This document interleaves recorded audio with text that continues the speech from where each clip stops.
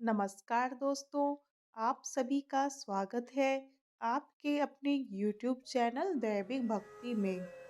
पौष माह के कृष्ण पक्ष में आने वाली एकादशी को सफला एकादशी कहा जाता है। इस साल की पहली एकादशी होने के कारण इसका महत्व और भी बढ़ गया है।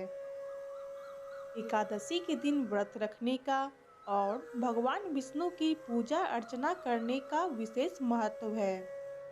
सफला एकादशी में सफला शब्द का अर्थ सफलता प्राप्त करने से है।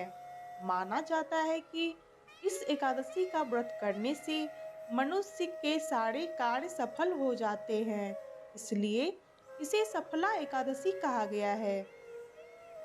मनुष्य को 5000 वर्ष तपस्या करने से जिस पुण्य का फल प्राप्त होता है, वह फल इस व्रत को करने से प्राप्त हो जाता है।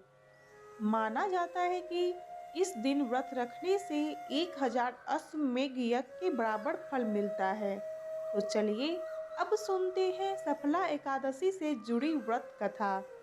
प्रेम से बोलो विष्णु भगवान की जय।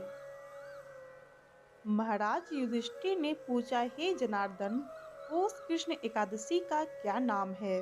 उस दिन कौन से देवता का पूजन किया जाता है और उसकी क्या विधि है? कृपया मुझे बताएं। भक्त वत्सल भगवान श्री कृष्ण कहने लगे कि धर्मराज, मैं तुम्हारे स्नेह के कारण तुमसे कहता हूँ कि एकादशी व्रत के अतिरिक्त मैं अधिक से अधिक दक्षिणा पाने वाले यज्ञ से भी प्रसन्न नहीं होता हूँ। मैं तुम्हारे स्नेह के कारण तुमसे कहता हूँ कि एकादशी व्रत के अतिरिक्त मैं अधिक से अधिक दक्षिणा पाने वाले यज्ञ से भी प्रसन्न नहीं होता हूँ। अतः इसे अत्यंत भक्ति और श्रद्धा से युक्त होकर करें। हे राजन, द्वादशी युक्त पौष कृष्ण एकादशी का महात्म्य तुम एकाग्रचित होकर सुनो। इस एकादशी का नाम सफला एकादशी है। इस एकादशी के देवता श्री नारायण हैं। विधि पूर्वक इस व्रत को करना चाहिए। जिस प्रकार नागों में शेषनाग, पक्षियों में गरुड़, सब ग्रहों में चंद्रमा, यज्ञों में अश्वमेघ और देवताओं में भगवान विष्णु श्रेष्ठ हैं, उसी तरह सब व्रतों में एकादशी का व्रत श्रेष्ठ है। जो मनुष्य सदैव एकादशी का व्रत करते हैं, वे मुझे परम प्रिय हैं। अब इस व्रत की विधि कहता हूँ। मेरी पूजा के लिए ऋतु के अनुकूल फल, नारियल, नींबू, नैवेद्य आदि 16 वस्तुओं का संग्रह करें। इस सामग्री से मेरी पूजा करने के बाद रात्रि जागरण करें। इस एकादशी के व्रत के समान यज्ञ, तीर्थ, दान, तप तथा और कोई दूसरा व्रत नहीं है। 5000 वर्ष तपस्या करने से जो फल मिलता है, उससे भी अधिक सफला एकादशी का व्रत करने से मिलता है। हे राजन, अब आप इस एकादशी की कथा सुनिए। चंपावती नगरी में एक महिषमान नाम का राजा राज्य करता था। उसके 4 पुत्र थे।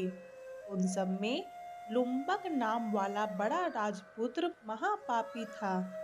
वह पापी सदा पर स्त्री और वैश्यागमन तथा दूसरे बुरे कामों में अपने पिता का धन नष्ट किया करता था। सदैव ही देवता, ब्राह्मण, वैष्णवों की निंदा किया करता था। जब राजा को अपने बड़े पुत्र के ऐसे कुकर्मों का पता चला तो उन्होंने उसे अपने राज्य से निकाल दिया। तब वह विचरने लगा कि कहाँ जाऊं, क्या करूं। अंत में उसने चोरी करने का निश्चय किया। दिन में वह वन में रहता और रात्रि को अपने पिता की नगरी में चोरी करता तथा प्रजा को तंग करने और उन्हें मारने का कुकर्म करता। उस समय पश्चात सारी नगरी भयभीत हो गई। वह वन में रहकर पशु आदि को मारकर खाने लगा। नागरिक और राज्य के कर्मचारी उसे पकड़ लेते, किंतु राजा के भय से छोड़ देते। वन में एक अति प्राचीन विशाल पीपल का वृक्ष था। लोग उसकी भगवान के समान पूजा करते थे।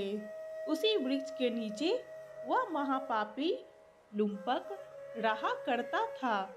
इस वन को लोग देवताओं की कीड़ा स्थली मानते थे। कुछ समय पश्चात पौष कृष्ण पक्ष की दशमी के दिन वह वस्त्रहीन होने के कारण शीत के चलते सारी रात्रि सो नहीं सका। उसके हाथ पैर अकड़ गए।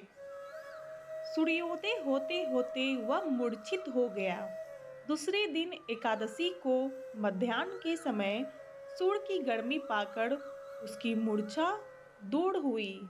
गिरता पड़ता वह भोजन की तलाश में निकला। पशुओं को मारने में वह समर्थ नहीं था, अतः पेड़ों के नीचे गिरे हुए फल उठाकर वापस उसी पीपल वृक्ष के नीचे आ गया। उस समय तक भगवान सूर्य अस्त हो चुके थे। वृक्ष के नीचे फल रखकर कहने लगा, हे भगवान, अब आपके ही अर्पण है ये फल, आप ही तृप्त हो जाइए। उस रात्रि को दुख के कारण रात्रि को भी नींद नहीं आई। उसके इस उपवास और जागरण से भगवान अत्यंत प्रसन्न हो गए और उसके सारे पाप नष्ट हो गए। दूसरे दिन प्रातः एक अति सुंदर घोड़ा अनेक सुंदर वस्तुओं से सजा हुआ उसके सामने आकर खड़ा हो गया। उसी समय आकाशवाणी हुई कि हे राजपुत्र, श्री नारायण की कृपा से तेरे पाप नष्ट हो गए। अब तो अपने पिता के पास जाकर राज प्राप्त कर।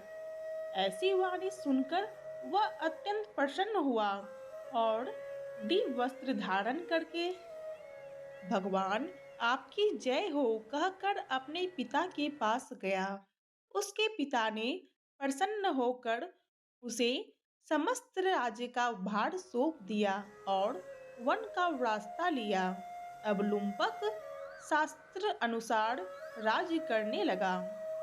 उसके स्त्री पुत्र आदि सारा कुटुंब भगवान नारायण का परम भक्त हो गया। वृद्ध होने पर वह भी अपने पुत्र को राज्य का भार सौंपकर वन में तपस्या करने चला गया और अंत समय में वैकुंठ को प्राप्त हुआ। अतः जो मनुष्य इस परम पवित्र सफला एकादशी का व्रत करता है, उसे अंत में मुक्ति मिलती है। जो नहीं करते वे पूंछ और सींगों से रहित पशुओं के समान है। इस सफला एकादशी के महात्म्य को पढ़ने से अथवा श्रवण करने से मनुष्य को अश्वमेध यज्ञ का फल मिलता है। जय श्री हरि। ये थी सफला एकादशी से जुड़ी पौराणिक कथाएं।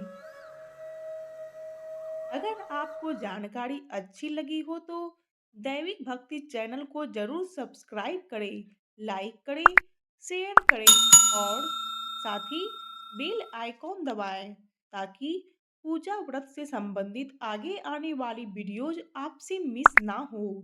आप सभी का हृदय की असीम गहराइयों से धन्यवाद।